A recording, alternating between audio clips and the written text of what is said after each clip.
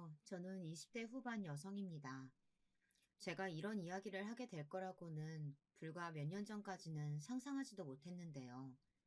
이런 이야기를 하게 된 제 모습이 아직은 좀 어색하네요. 저는 정말 남들과는 다른 삶을 살아왔습니다. 저는 흔히들 말하는 금수저를 물고 태어났습니다.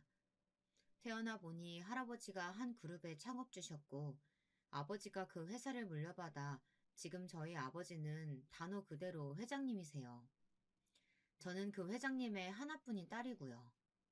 흔히들 재벌이라고 하죠. 저는 그 재벌 3세였습니다. 저는 별다른 노력을 하지 않고도 말 그대로 최대치를 누리고 살았어요.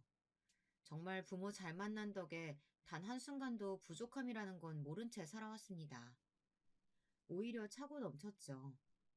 게다가 너무 제 자랑 같지만 저는 외모도 어디서 빠지지 않을 만큼은 되기도 했고요. 유전자도 타고난 거죠. 좀 재수없죠? 하지만 그랬어요. 게다가 부모님이 정말 좋으신 분들이라 제가 하고 싶다는 건 뭐든 다 하게 해주셨어요. 강요하는 성격들도 아니셔서 정말 제 삶에는 고민이라는 것은 존재하지 않았어요. 아버지는 제가 경영학을 전공해서 회사를 물려받기를 원하셨지만 그마저도 제가 싫다고 하니 두 번 말하지 않으셨습니다. 그 덕에 저는 무언가를 깊게 생각해 본 적이 없어요. 그럴 필요가 없었으니까요. 그런 제 삶에 어떤 남자가 나타났습니다. 그리고 사랑에 빠졌죠. 그 남자는 정말 지극히 평범한 사람이었습니다. 외모도 집안도 능력도 말이죠. 그 어느 것 하나 튀는 것 없던 그 남자에게 정말 특별한 점이 하나 있었어요. 바로 다정함입니다. 어쩌면 첫눈에 반했는지도 몰라요. 아버지를 만나러 회사에 간 날, 건물 입구에서 짐을 든 어르신을 웃으며 도와주는 모습을 봤거든요. 웃는 모습이 너무 예뻐서, 아니, 어떻게 저렇게 웃을 수 있지? 했던 기억이 납니다. 그 이후로 그를 보기 위해 아버지 회사에 이유 없이 들리는 날이 많아졌어요. 그러다 우연히 그를 보게 된 날은 하루 종일 기분이 좋았습니다. 맞아요. 저는 그렇게 사랑에 빠졌어요. 남들이 보면 뭐 그런 걸로 사랑에 빠지냐 하겠지만 저는 그의 웃는 모습이 너무 좋았습니다. 그렇게 우연 아닌 우연으로 마주치는 일이 잦았고 눈인사 정도 주고받을 수 있게 되었을 때 제가 먼저 커피 한 잔 마실 수 있냐고 물었습니다. 그렇게 커피가 밥으로, 밥이 영화로 자연스럽게 연인이 되었고 저는 제가 누구의 딸인지 말하지 않고 그와 2년 넘게 연애를 했어요. 그는 알면 알수록 좋은 사람이었습니다. 놓치면 평생을 후회할 것 같았어요. 그래서 제가 먼저 결혼하자고 말했습니다. 그는 아직 자기가 사원이고 자리를 덜 잡아서 좋은 집, 근사한 결혼식 같은 건 해줄 수 없다는 그에게 제가 다 있으니 괜찮다고 말하며 저희 아버지가 누군지 말했습니다. 당연히 그는 많이 놀랐습니다. 그리고 걱정했습니다. 환경이 너무 다르잖아. 우리가 잘 맞춰서 살 수 있을까? 아니, 그 전에 허락은 받을 수 있을까? 저도 걱정을 아예 하지 않은 건 아니었습니다. 물론 저희 부모님은 제가 하고 싶은 걸 다 하게 해주시긴 했지만 결혼은 또 다른 문제일 수 있으니까요. 게다가 본인의 회사 사원이면 아버지 입장에서는 받아들이시기 힘들지도 모른다고 생각했습니다. 그래도 너무 서운해하지 말자고 함께 이겨내자고 둘이서 손 꼭 붙잡고 이야기했던 게 새록새록 떠오르네요. 하지만 걱정했던 것과 달리 모든 것은 순조롭게 진행됐습니다. 부모님은 완전 두 팔 벌여 환영하신 건 아니었지만 제가 누군가를 이렇게 좋아하는 건 처음 본다고 이런 건 어떻게 할 수 없다며 별말 없이 허락하셨거든요. 오히려 그의 부모님이 너무 부담스럽다고 하셔서 설득하는 데 시간이 좀 걸렸어요. 그렇게 그는 제 남편이 되었습니다. 결혼식도 조용히 진행했어요. 정말 친한 지인분들이나 초대해야 할 분들만 모시고요. 하나밖에 없는 딸 결혼식을 화려하게 해주고 싶으셨던 어머니는 좀 많이 서운해 하셨지만 제가 행복해하는 모습을 보고 다 괜찮아지신 듯 했어요. 그런 부모님을 보면서 정말 잘 살아야겠다고 다짐했었습니다. 그 다짐을 증명이라도 하듯 저희는 정말 잘 지냈어요. 남편은 제가 생각하는 것 이상으로 정말 다정하고 자상하고 성실한 사람이었습니다. 아버지도 그런 그를 점점 예뻐하는 게 눈에 보였어요. 어느 날은 진지하게 저를 불러다가 회사 경영에 대해 관심이 있는지 한번 떠보라고 하실 정도였으니까요. 남편은 그 이야기를 듣고는 자신은 그런 능력이 안 된다며 손사래를 쳤지만 말이에요. 저의 결혼 생활은 순조로웠습니다. 회사에 알리기 싫다 해서 정말 아무도 그가 우리 아버지의 사위라는 사실을 몰랐어요. 언젠가 알게 될 사실이지만 아직은 마음의 준비가 안 됐다 하는 그의 말을 존중했습니다. 걱정이고 고민이고 없이 순조롭기만 할 줄 알았던 제 결혼 생활에 문제가 생긴 건 그로부터 1년쯤 지날 무렵이었습니다. 남편은 어느 순간부터 표정이 조금씩 어두워졌습니다. 피곤에 찌든 얼굴로 집에 들어오고 출근할 때면 얼굴에 근심과 걱정이 가득했습니다. 무슨 일 있어? 무슨 일이 있을 게 뭐가 있어. 없어. 당신 요즘 너무 고민 많고 힘들어 보여. 그런 거 없어. 신경 쓰지 마. 늘 대화가 많던 저희가 어느 순간 대화가 줄어들었고 저는 남편의 눈치를 보기 시작했습니다. 그러다 보니 자연스럽게 불만이 생기게 되더라고요. 힘든 건 알겠는데 그걸 집에서까지 저렇게 티낼 필요가 있나 싶고요. 자기 요즘 집에 들어오면 씻고 자기 바쁘고 나랑 길게 대화한 게 언제인지 기억은 나?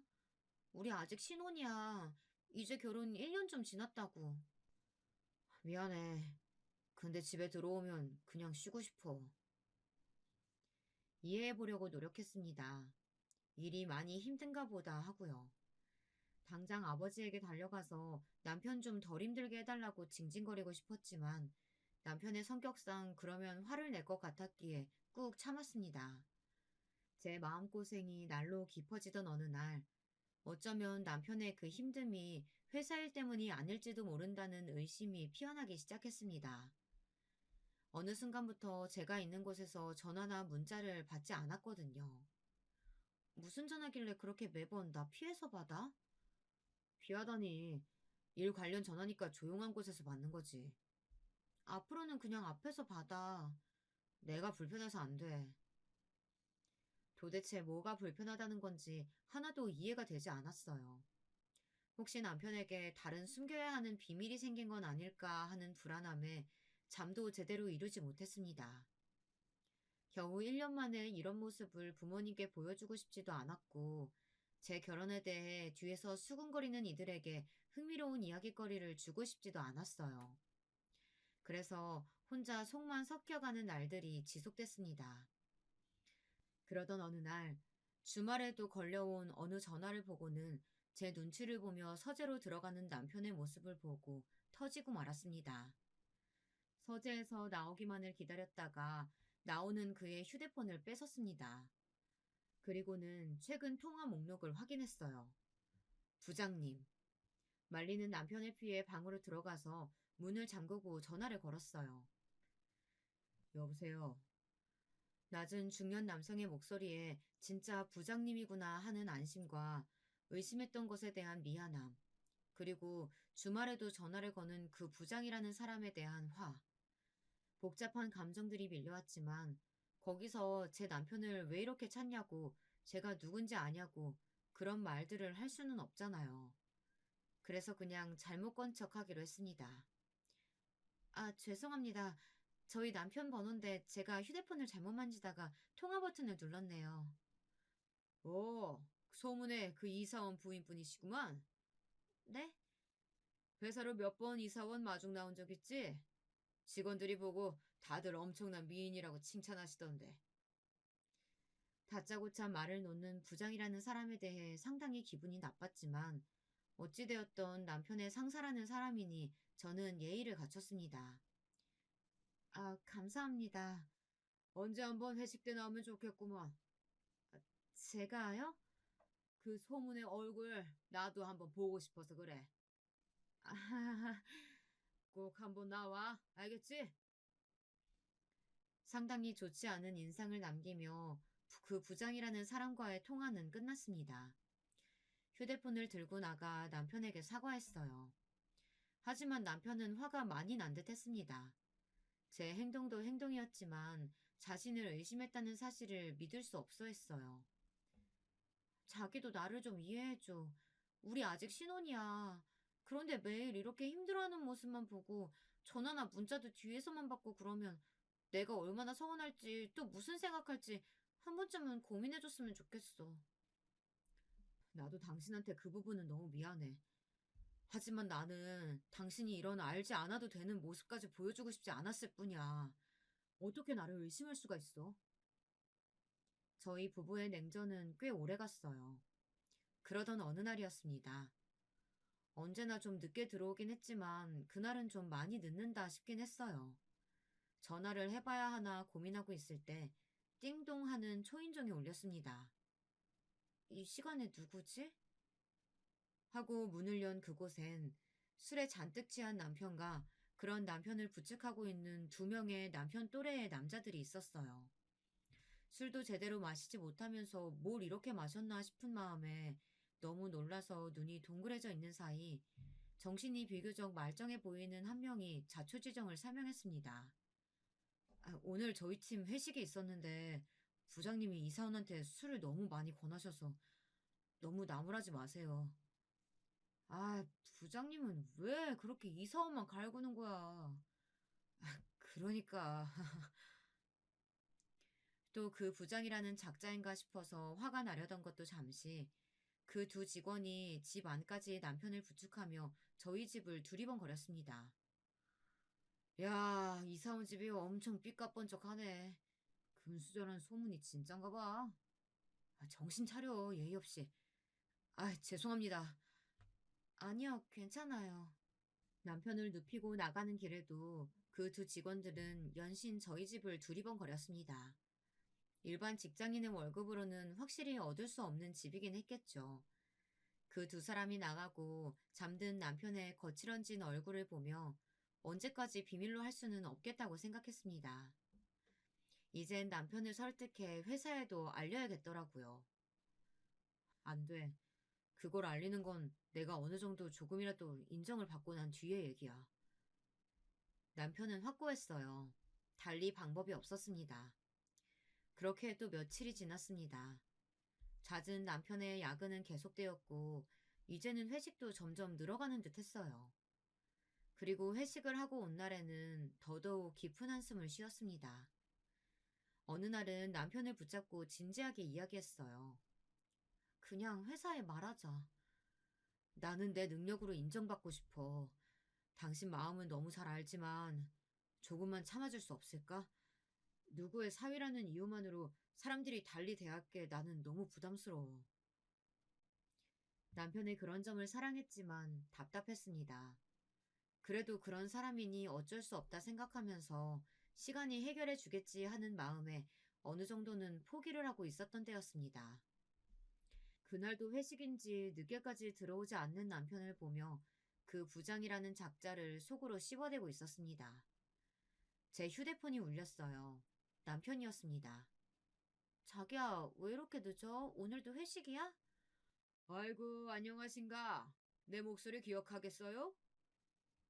그 부장이었습니다. 아, 네, 안녕하세요. 아, 지금 우리 이사원이 너무 술에 취해서 전처럼 데려다 줄 수도 없을 것 같은데 와서 좀 데려가. 아니, 사람이 그 지경이 될 때까지.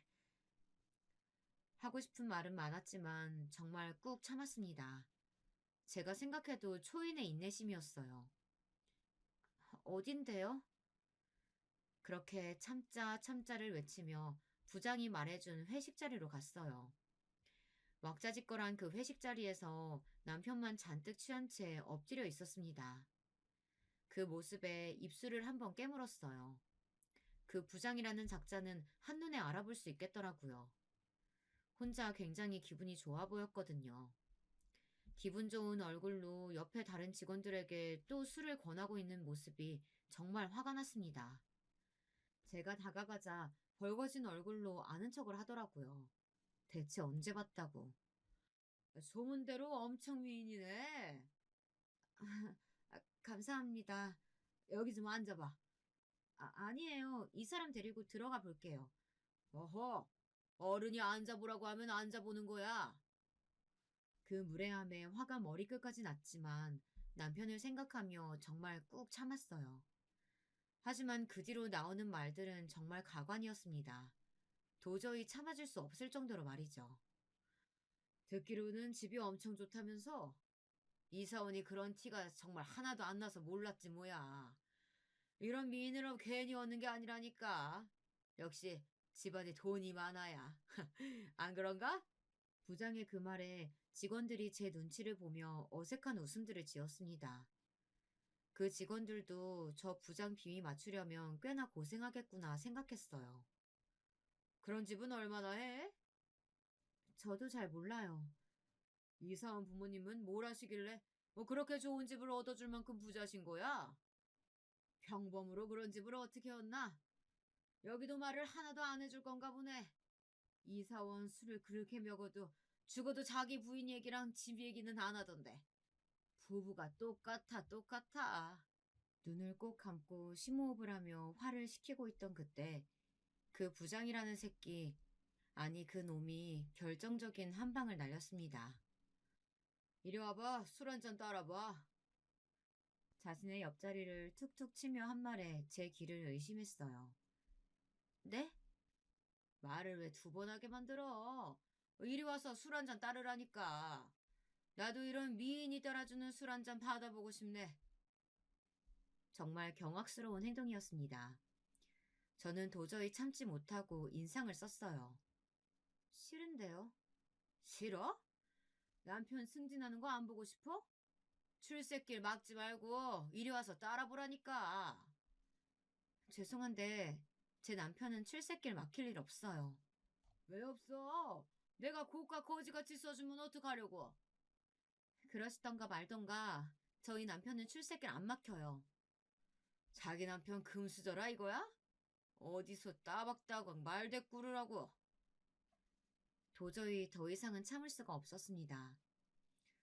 지금 제가, 아니 또 저 사람이 누군지 알고 이러는 건지 모르겠네요. 누군데? 누군데 이러는데? 저희 아버지 성함이 문덕배세요. 문덕배? 그게 누군데? 부장이 큰 소리로 소리를 지르는 바람에 그 이름을 들은 다른 직원들이 수군거리기 시작했어요. 우리 회장님 성함이 문덕배 아니시냐? 맞긴 한데, 에이, 설마. 회장님한테 딸 하나 있다고 하지 않았냐? 일찍 시집간. 술집에 잠시 정적이 일었습니다. 저도 더 이상은 참을 수 없었어요. 수근거리는 소리가 들리고 부장이라는 작자가 어색하게 웃으며 말하더군요. 표정이 참 웃겼습니다. 에이, 문덕배가 우리 회사 회장님은 아니겠지? 그런 이름이 세상에 하나만 있는 것도 아니고. 애써 부정하는 모습에 비웃음이 나오더라고요. 다니시는 그 회사 회장님 맞아요. 저는 문덕배 회장님 외동딸 문수아라고 하고 이 사람은 제 남편이자 문덕배 회장님 하나밖에 없는 삽입니다. 말도 안 돼. 아니 세상에 어떻게 이런 일이. 야 우리 이사원한테 뭐 잘못한 거 없냐. 부장님 이제 끝난 거 아니냐. 이런 수근거림이 계속 오갔습니다. 부장이라는 사람 안색이 하얗게 질리더라고요. 그리고 정말 믿고 싶지 않다는 듯 떨리는 목소리로 겨우 말을 이어가더라고요. 거짓말. 거짓말이지? 제가 멀쩡한 정신으로 그런 거짓말을 뭐하러 해요. 더군다나 남편 회사 사람들한테. 내일 가서 직속 상사이신 박 이사님께 물어보세요. 문수아가 다 말했다고. 그분은 다 아시니까. 그제야 믿고 싶지 않은 그 현실이 진짜라는 게 와닿았던 걸까요? 파리해진 얼굴로 손을 덜덜 떨며 차마 말을 잇지 못하더라고요. 수군거리던 다른 직원들이 제 눈치를 보고 있었고, 저는 그 이상 그 자리에 머물고 싶지 않아 남편을 향해 다가갔습니다. 자기야, 일어나. 집에 가야지. 아, 저 더 이상은 못 마셔요, 부장님. 남편의 그 주정에 다시 한번 욱하는 마음으로 그 부장이라는 작자를 노려봤습니다. 움찔하면서 고개를 숙이더라고요.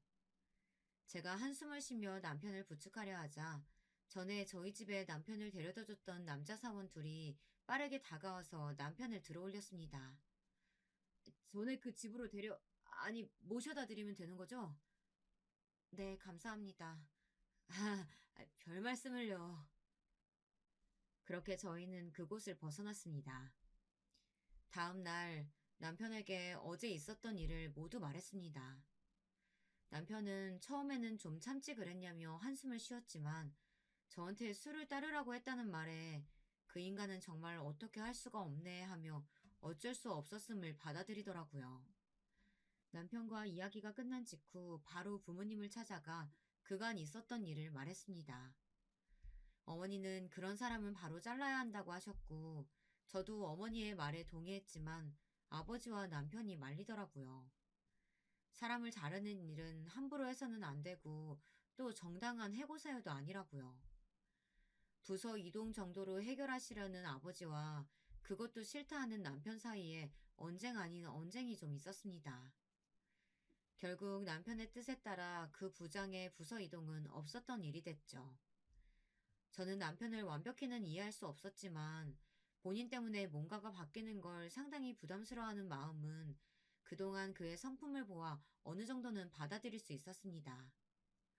그리고 한 번 더 생각해보면 그 편이 그 부장에게 더 힘든 일이 될 수도 있겠다는 생각도 들긴 했어요.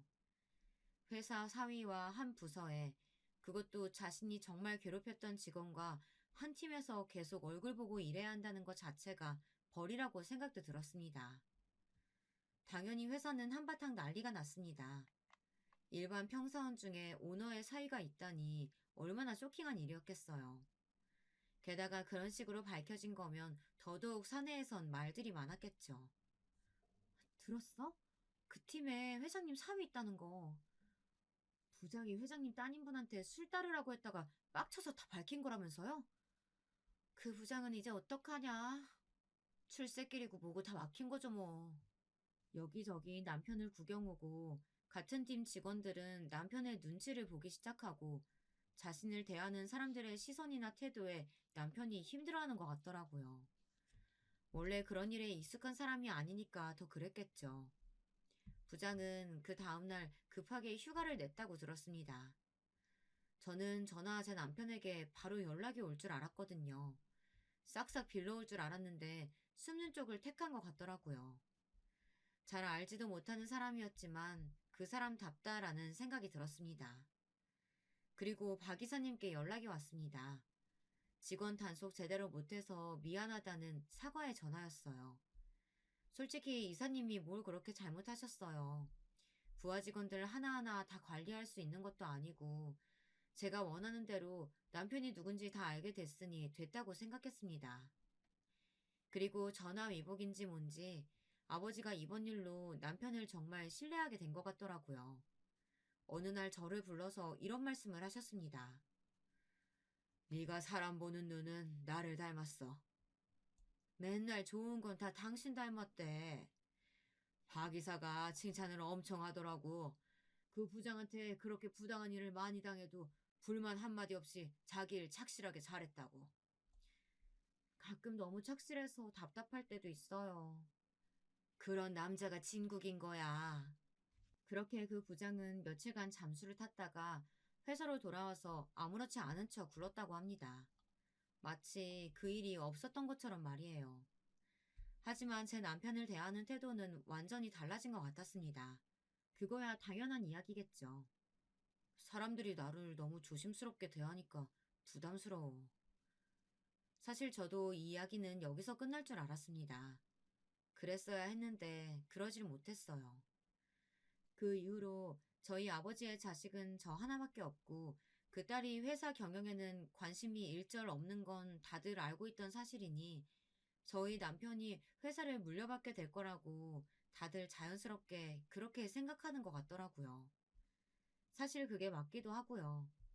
그 때문에 남편은 많이 곤란해하는 것 같았지만 어차피 언젠가 한 번은 겪어야 할 일이라고 다독였습니다. 어쩔 수 없어. 당신이 바꿀 수 있는 일이 아니야.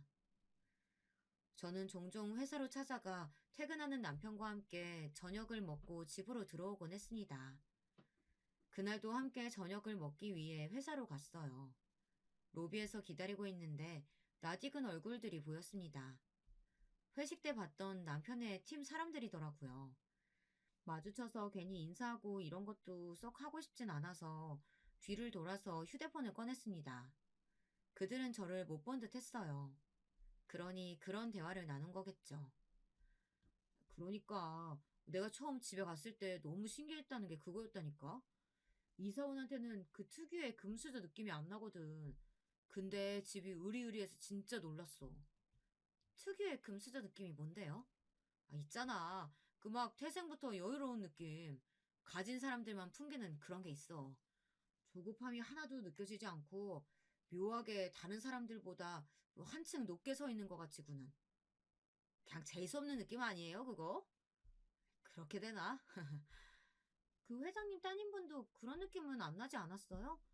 그때 너무 잠깐 뵈서 잘 모르겠지만. 아니야, 그 회장님 딸은 그 느낌이 딱 있어.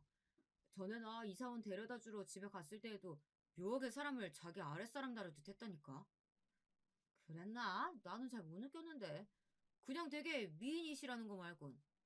네가 둔해서 그래.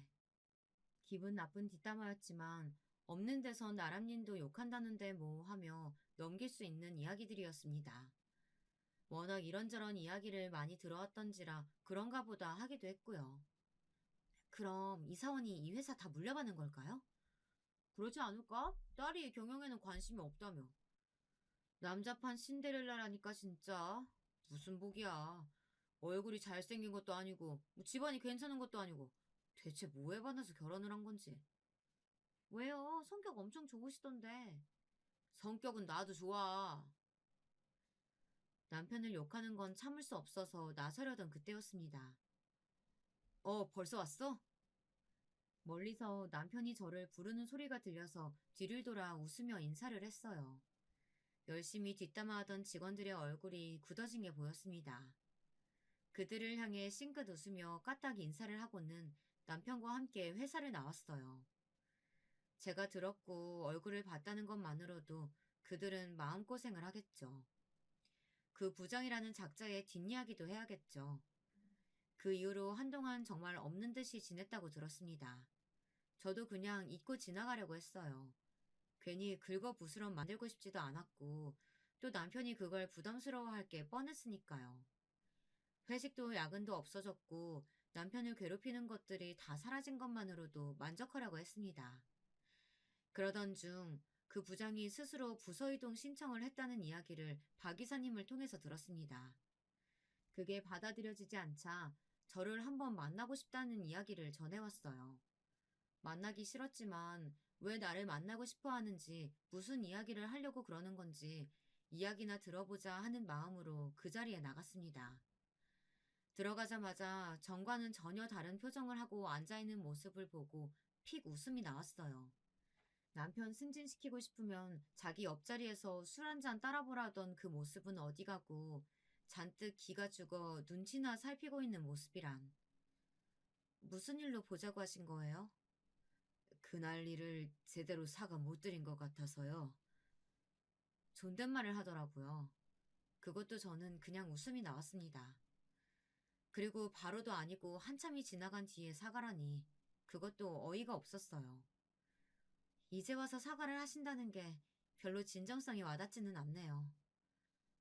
제가 정말 잘못했으니까 이제 저 좀 그만 괴롭히시면 안 될까요? 그 말에 벙쪘습니다. 괴롭히다뇨. 누가 누굴 말하는 건지 몰라서 허하고 헛웃음이 나오더라고요. 괴롭히다뇨? 제가요? 그날 이후로 박 이사님도 저를 대하는 게 다르시고 부서 이동 요청드렸는데도 들어주지 않으시고 다 위에서 지시하신 거잖아요. 묘하게 저를 탓하는 듯한 그 말투에 정말 말 그대로 어이가 없었습니다. 저는 박 이사님께 그 건으로 연락을 드린 적도 없었고 따로 뭔가 말씀드린 것도 없다고 이야기했어요. 하지만 믿지 않는 것 같더라고요. 피해의식에 완전 사로잡혀서 제가 자신을 괴롭힌다고 믿는 것 같았습니다.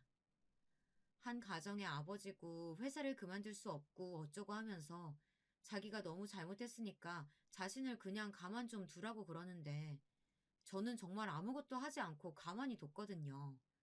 제가 여기서 박 이사님께 전화해서 부서 이동을 시켜달라는 것도 월권이고 함부로 해서는 안 되는 일 아닌가요?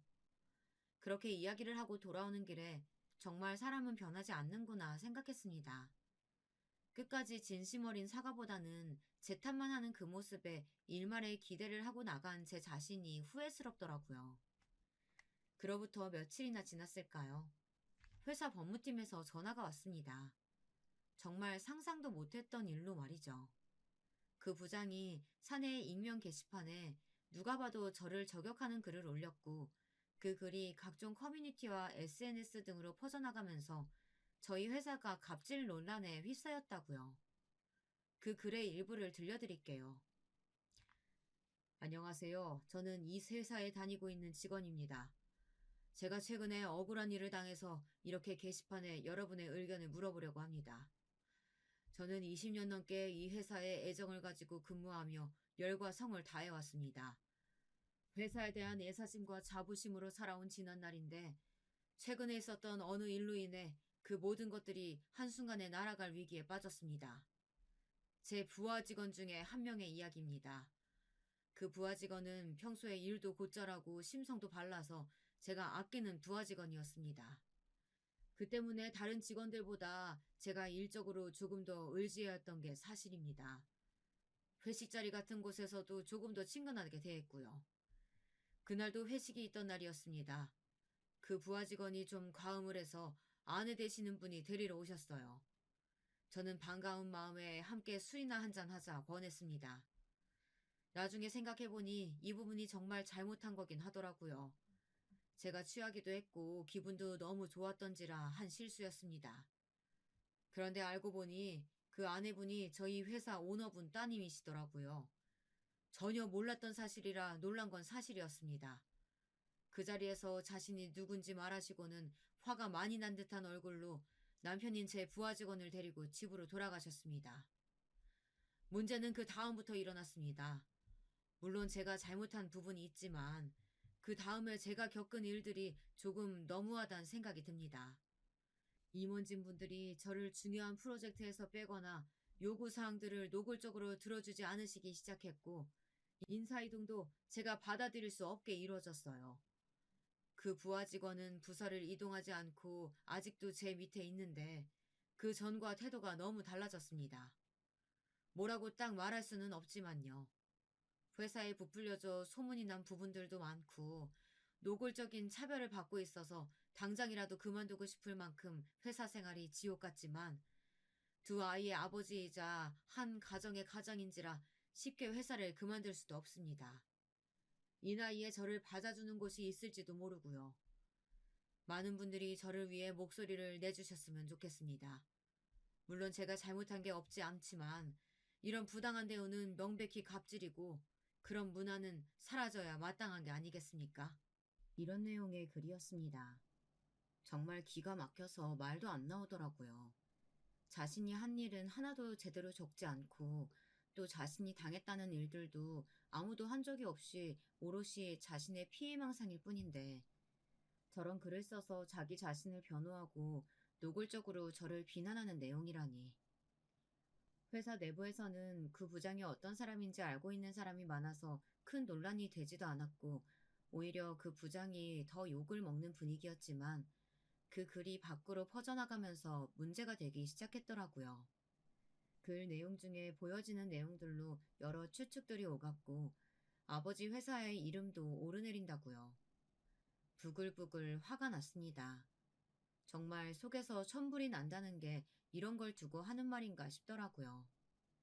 회사의 법무팀에서는 글 작성한 그 부장이 합의를 요구하니까 합의금을 주고 글을 내리게 만드는 게 최선의 방법이라고 하는데 저는 정말 도저히 그러고 싶지 않았습니다. 그걸 노리고 쓴 글이 분명했고 그 부장의 잘못이 너무 명백했어요. 절대 사과도 합의도 하고 싶지 않았습니다. 제가 잘못한 게 하나도 없으니까요. 억울해서 눈물이 나오는 건 오히려 저였어요. 남편과 상의를 했습니다. 남편도 제가 하지도 않은 일로 사람들에게 손가락질을 당하는 것에 대해 분노했어요. 그건 아버지도 동의하셨습니다. 회사 법무팀에서 만류했지만 저는 제 억울함을 이야기하고 그리고 그 부장이라는 사람의 잘못됨을 알리기로 했어요. 매일 11시 넘어서 퇴근하던 남편, 이틀에 한 번꼴로 이루어졌던 회식, 업무 관련 전화가 주말에 왔던 것들은 증명이 다 가능했습니다. 아직 퇴근하지 않았냐면서 주고받았던 저와의 수많은 톡들과 주말의 통화 기록 등등으로요. 문제는 회식이었습니다. 제가 제 정체를 밝히고 갑질이 시작되었다는 그 회식이요. 시간이 지나 CCTV 같은 건 남아있지 않을 것 같았지만 법무팀을 통해 알아봤어요. 너무나 다행스럽게도 영상이 남아있다고 하더라고요.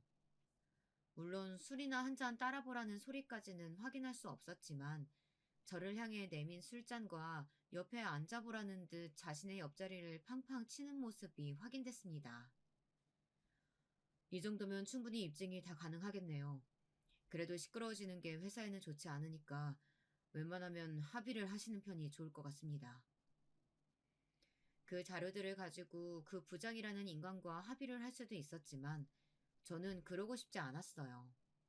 그 사람이 한 짓을 세상에 알리고 싶었습니다. 저희 부부의 이야기가 세상 밖으로 알려지는 것은 조금 부담스럽긴 했지만 이번에는 남편이 나서서 밝히라고 말해주더군요. 내가 이런 부당한 일을 당하는 건 참을 수 있지만 당신이 그런 일을 당한 건 참을 수가 없어. 그리고 그 글을 올린 걸 보면서 저 사람은 절대 반성이라는 걸 하지 않는구나. 그냥 두면 다른 피해자가 또 나올 거라는 생각도 들고. 그렇게 이 모든 자료들을 포함한 제 입장문이 세상 밖으로 나갔습니다. 사람들의 반응은 가히 폭발적이었어요. 요즘도 그 부장 같은 사람이 있다는 사실에 경악하는 사람들도 많았고, 그 부장의 뻔뻔함과 저와 제 남편의 이야기도 주목을 받았습니다. 어쩌다 결혼을 하게 되었고, 뭐 그런 이야기들이요.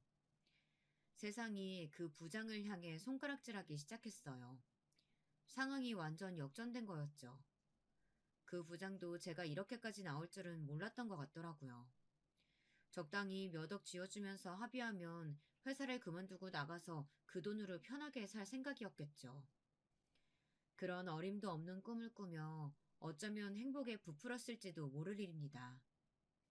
다시 생각해도 화가 나네요. 돈 없는 회식 문화 이대로 괜찮은가? 야근 없다고는 하지만 하지 않으면 눈치 주는 직장 문화.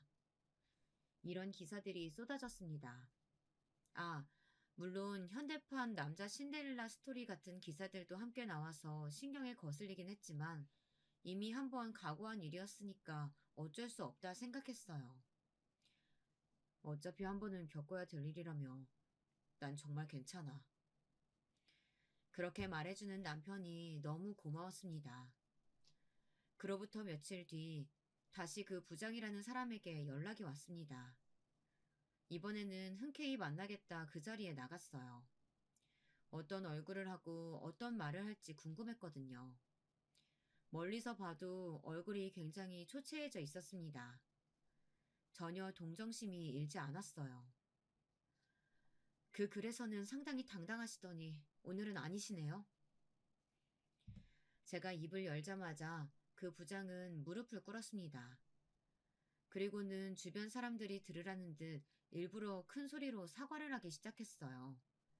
일부러 보란 듯 과도하게 말이죠. 정말 제가 죽을 죄를 지었습니다. 사모님, 한 번만 용서해 주세요. 제가 왜 그쪽 사모님인지도 모르겠고, 저는 용서할 마음도 없어요. 이렇게 되니까 사과하시는 게 제일 어이가 없네요. 술 한 잔 따라보라던 그 당당한 태도는 다 어디 가고. 그건 누구신지 몰라 뵙고. 누군지 모르면 회장 딸이 아니면 술을 따라도 된다는 말인가요? 세상에 상사 술을 따라야 되는 사람은 따로 구분되어 있지 않아요. 그건 업무가 아니잖아요. 그 부장은 누가 봐도 과한 액션으로 사람들 이목을 끌어서 저를 한 번 더 곤란하게 만들 심산이 분명했어요. 큰 소리를 내며 무릎을 꿇자마자 주변에 있는 사람들이 휴대폰을 들어 저희 두 사람을 찍기 시작했거든요. 그래서 저는 일부러 더 그 술자리에 대한 이야기를 했습니다. 요즘 같은 시대에 일반 평사원의 부인에게 술을 따르라고 하는 게 말이 되냐고요. 그랬더니 제 예상대로 사람들이 그렇지, 저게 맞는 말이지 하며 동의를 하기 시작하더라고요. 그 웅성거림을 들었는지 얼굴이 시뻘개지더니 갑자기 제 발목을 잡고 우는 소리를 내기 시작했습니다. 한 번만 용서해 주시면 정말 회사에 목숨이라도 바치겠습니다. 제발 자르지만 말아주세요. 한 가정의 아버지고 두 아이의 아빠입니다. 정말 기가 찼습니다. 여기서까지 저러다니. 저런 아버지를 둔 아이들이 불쌍할 지경이었어요. 저는 부장님을 자른다고 한 적이 한 번도 없어요. 그 관련해서 회사분들에게 요청드린 적도 없고요. 앞으로도 그런 월권 행위는 하지 않을 거예요. 그러니까 부당 이익을 당한다고 너무 억울해하지 않으셔도 됩니다. 사내평판은 이미 그 전부터 안 좋았던 거 아시잖아요. 당황하지 않고 조목조목 따지는 모습들이 그대로 찍혔고 그 영상들이 인터넷에 한 번 더 게시가 됐습니다. 물론 그 부장의 표는 거의 없었고요. 그 부장은 그 뒤로 정말 죽은 듯이 지내는 걸로 알고 있어요. 그 부장과 저와의 이야기는 여기까지입니다. 속 시원한 사이다 결말을 원하시는 분들이 많으시겠지만 그 부장은 그 뒤로 부서 이동을 해서 아버지 회사를 계속 다니고 있어요.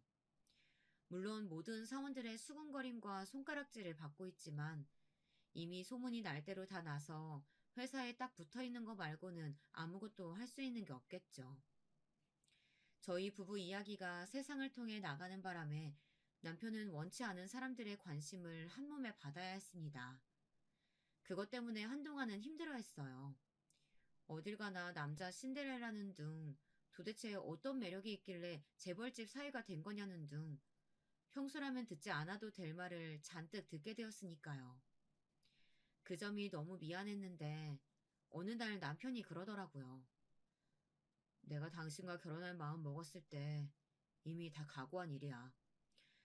언젠가 한 번쯤은 겪어야 할 일, 빨리 겪으면 나중에 편하고 좋지 뭐. 그렇게 말해주는 남편이 너무 고마웠습니다. 그 부장과의 사건은 그 사람의 잘못이 너무 명확하게 세상에 다 밝혀진 거니라 저희에게 다른 이야기가 덧붙여지지는 않았어요.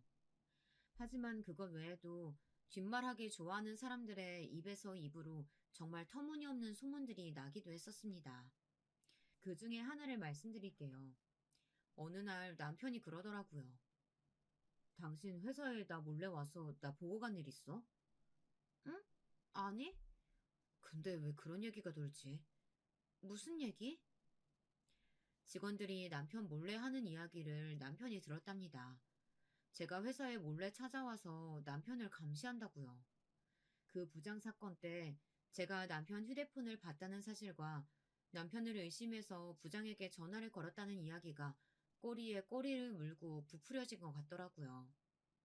거기에 제가 한두 번 아버지 회사 로비에서 남편을 기다리는 모습이 목격된 적이 있어서 그 소문은 직원들 사이에서 빠르게 퍼져나간 것 같아요. 모른 척 하려고 했지만 아무래도 신경이 쓰여서 좀 알아봤더니 아주 말도 안 되는 이야기를 자기들끼리 하고 있더라고요. 제가 의부증인데 그 증상이 심각해서 병원에 다녀야 할 정도라는 둥, 정신이 그렇게 이상하니까 재벌집 딸이 평범한 남자랑 결혼을 한 거라는 둥, 저희 남편이 저 때문에 우울증에 걸렸다는 등 정말 별의별 헛소리들이 난무하고 있다는 소리를 들었습니다. 처음에는 그냥 모른 척 하려고도 생각했어요. 근데 소문이 점점 커져서 어머니 귀에까지 들어갔어요. 그쯤 되니 나서지 않을 수가 없었습니다. 하지만 그저 사람들의 입에서 입을 타고 커지는 소문에 대처할 방법이 뾰족하게 있진 않았습니다. 그래서 그냥 정면 돌파하기로 했어요. 그 소문의 진원지를 잡기로 말이죠. 가만두면 어디까지 퍼져나갈지 짐작조차 되지 않았어요. 범인은 생각보다 쉽게 잡을 수 있었습니다.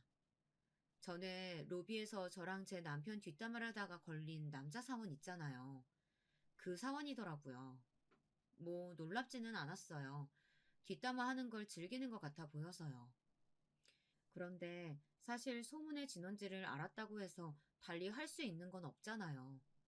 고소를 하자니 일을 더 키우는 것 같고, 그렇다고 그냥 지나가기엔 저 입을 막을 방법이 없고, 그래서 생각했습니다. 소문은 소문으로 덮어야 한다고 말이죠. 사실 이 생각을 한 건 어느 우연한 계기였어요. 그날도 남편과 데이트를 하려고 회사 로비에서 남편을 기다리고 있었습니다. 그런데 그 남자 사원이 나오더라고요. 어딘가 심각한 얼굴로 대화를 하고 있길래 본능적으로 몸을 숨겼어요. 저 통화 내용을 들어야 한다는 촉이 딱 서더라고요. 아니나 다를까 대화 내용은 충격 그 자체였습니다. 그게 내 애라는 증거 있어? 너 맨날 다른 남자애들이랑 술 마시고 다녔잖아. 그중 아무나랑 사고쳐서 생긴 앤지 내 앤지 내가 어떻게 알고 책임을 지냐? 너 같은 애들 뻔해. 내가 직장도 괜찮고 집안도 좀 사는 것 같으니까 발목 잡으려는 거잖아. 야, 내가 알아보니까 중절 수술 200이면 하더라. 계좌 불러. 200 보내줄 테니까. 아니다. 카톡으로 송금할 테니까 그런 줄 알아.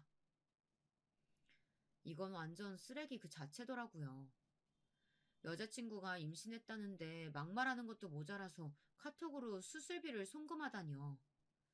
놀라서 입을 떡 벌리고 있는데 남편이 나왔습니다. 남편에게 제가 오늘 들은 이야기들을 말했어요. 그런 일은 그냥 모른 척해. 저런 쓰레기를 모른 척하면 어떡해. 게다가 우리 소문도 저 사람이 다 내고 다녔다는데. 그 복수심으로 이러면 더더욱 안 되는 거야, 자기야. 그리고 저 일은 그 여자분이 비밀로 하고 싶으실 수도 있는 거잖아. 제가 간과했던 부분을 남편이 집어서 말해주더라고요. 그렇죠. 그건 그 여자분도 밝히고 싶지 않은 사생활일 수도 있는 일이었습니다. 제가 생각이 너무 짧았더라고요. 하마터면 똑같은 사람이 될 뻔했지 뭐예요. 그렇게 그 일은 듣지 않은 걸로 하려고 하고 다른 방법을 생각해 보던 때였습니다. 그날도 남편의 회사에 갔다가 로비에서 둘둘만 큰 종이를 들고 있는 여성분을 봤어요. 경비원에게 막혀서 안으로 들어가지도 못하고 있길래 제가 가서 물었습니다. 여긴 무슨 일로 오셨어요? 그게 제가 꼭 해야 할 일이 있어서요. 직원분 아니면 못 들어가요. 무슨 일이신데요? 사실은 그 여자분은 다름 아닌 그 남자 사원의 여자친구였습니다. 카톡으로 돈을 송금받았던 바로 그녀 말이죠. 도저히 그를 용서할 수 없어서 데자부를 붙이러 왔다는 말에 순간 번뜩하고 뭔가 생각이 났습니다. 이렇게 하시면 명예훼손으로 고소당하실 수도 있고 본인 신상도 오픈되는 거니까 이렇게 하지 마시고요.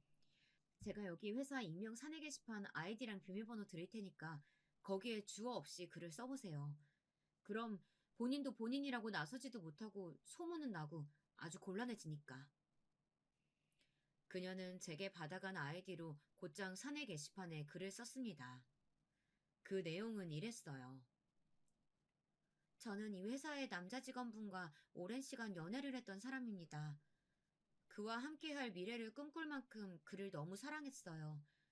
외국으로 유학을 갔다 온다 했을 때도 기다렸고, 운동도 좋아하지 않지만 클라이밍을 좋아하는 그를 따라서 매번 운동도 함께 다녔습니다. 그러던 중 알게 된 사람들과 함께 어울려 다녔어요. 그게 화근이었나 봅니다.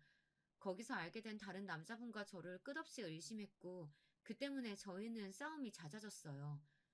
지금 생각해보면 사실 저랑 헤어지고 싶은데 핑계를 만든 게 아닐까 하는 생각도 듭니다. 그렇지 않고서야 임신했다는 저의 말에 단칼에 연락도 끊고 본인이 의심하던 남자의 애 아니냐며 막말을 하고 얼굴도 보기 싫다며 카톡으로 중절수술 비용을 보내다니요. 그 돈을 받고 너무 비참해서 죽을까도 생각해봤지만 그건 제가 너무 억울하잖아요. 대자보를 붙일까도 생각해봤는데 그러는 것보다는 이 글의 주인공이 자신인지 아닌지 밝혀질까봐 전전긍긍하며 회사를 다니는 글을 보는 게 더 통쾌할 것 같아 이렇게 글을 올립니다. 마지막으로 한마디만 할게요. 야, 이 새끼야. 그거 네 애인 거 너도 알고 나도 알아. 그냥 헤어지고 싶으면 헤어지고 싶다고 하지. 어디서 쓰레기같이 다른 남자랑 엮어서 발을 빼려고 해? 진짜 그렇게 살지 마라. 이 이야기의 주인공은 빠르게 유추가 되었습니다. 외국 유학을 갔다가 클라이밍을 취미로 즐기는 젊은 남성이 회사에 많지는 않잖아요. 그 중에 경우의 수 몇 개를 빼고 나면 사실 남는 건 한 사람이나 다름없었어요. 나중에 들어보니 그 남자 사원은 결국 회사를 그만뒀다고 하더라고요. 지나가면 다들 수군거리고 손가락질하니 견딜 수가 없었겠죠. 소문이라는 건 그런 건데 왜 다들 남의 이야기는 그렇게 쉽게들 할까요? 이제 진짜 이 이야기를 마무리 지어야 할 때가 온 것 같네요. 아, 남편은 어떻게 지내고 있냐고요? 아버지와 매주 주말 바둑도 두고 산책도 가면서 아주 1등 사이가 되었어요. 저보다 제 남편을 더 좋아하신다니까요. 회사에 돌던 소문도 그 남자 사원이 나가서 그런지 아니면 시간이 지나서인지 이제는 조용해졌답니다. 일 잘하고 착하고 바른 제 남편을 좋아하는 사람들이 더 많았고 그 덕에 승진을 해도 뒷이야기가 별로 나오진 않는 것 같더라고요.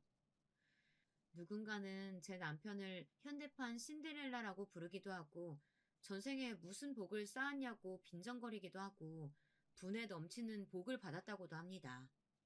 하지만 저는 전혀 그렇게 생각하지 않아요. 오늘 달이 너무 예쁘다. 같이 산책이나 갈까? 달이 예쁘다고 산책을 함께 가자는 이 남자가 제 인생에 들어와서 저를 얼마나 행복하게 해주는지 사람들은 잘 모릅니다. 그저 겉으로 보여지는 모습을 보고 판단하죠. 그러니 저같이 돈도 많고 외모도 괜찮은 여자가 평범한 남자를 만나 결혼한 것을 믿을 수 없어 하고 자기들의 기준이나 수준에 맞는 이야기들을 가져다 붙여서 자꾸 이유를 만들려고 합니다.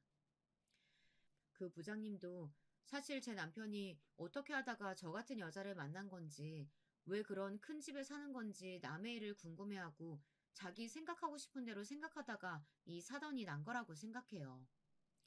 그리고 남들이 소문내는 이야기들을 이용하려 했고요.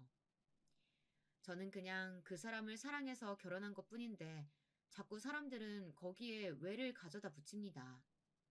조건이 안 맞네, 누가 더 아깝네 하면서 남을 평가하고 판단하죠. 그러지 않으면 본인도 더 행복할 텐데 왜 그걸 모르는 걸까요? 앞으로도 저는 계속 이런 시선들과 싸워나가야 할 겁니다. 사람들은 그럼에도 여전히 남을 평가하고 또 남의 일에 관심을 갖는 걸 좋아하니까요. 저희 부부는 그런 사람들에게 아주 흥미로운 조건을 가지고 있는 게 사실이고 말이죠. 그럼에도 불구하고 저와 제 남편은 잘 헤쳐나갈 거예요. 서로를 사랑하고 또 서로를 믿으니까요.